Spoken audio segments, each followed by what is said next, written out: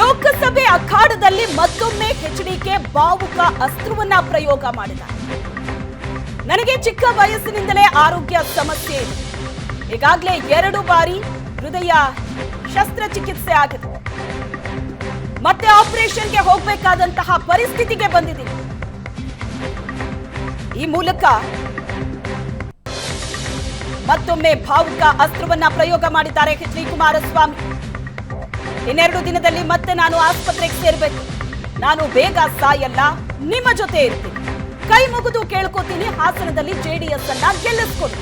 ಪ್ರಜ್ವಲ್ ಈ ಕ್ಷೇತ್ರದ ಅಭ್ಯರ್ಥಿಯಲ್ಲ, ನಾನೇ ಅಂತ ಭಾವಿಸಿ ಹಾಸನದಲ್ಲಿ ಭಾವುಕರಾಗಿ ಮಾಜಿ ಮುಖ್ಯಮಂತ್ರಿ ಎಚ್ಡಿಕೆ ಮಾತಾಡಿದ್ದಾರೆ. ಮತ್ತೊಮ್ಮೆ ಭಾವುಕ ಅಸ್ತ್ರವನ್ನ ಪ್ರಯೋಗ ಮಾಡಿದ್ದಾರೆ.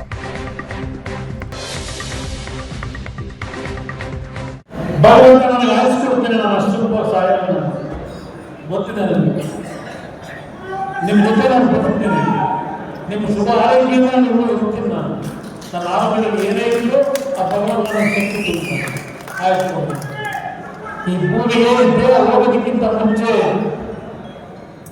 ನನ್ನದೇ ಆದಂಥ ಕಲ್ಪನೆ ಇಟ್ಟಿದ್ದೇನೆ ನಾನು. ಈ ನಾಡಿನ ಪ್ರತಿಯೊಂದು ಕುಟುಂಬಗಳಲ್ಲಿ ಜಾತಿ ಇಲ್ಲ ನನಗೆ.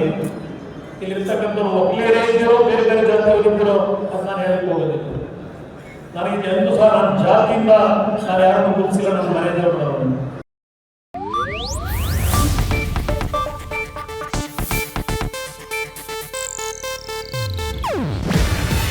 ಇದು ಏಷ್ಯಾನೆಟ್ ನ್ಯೂಸ್ ನೆಟ್ವರ್ಕ್ ಪ್ರಸ್ತುತಿ.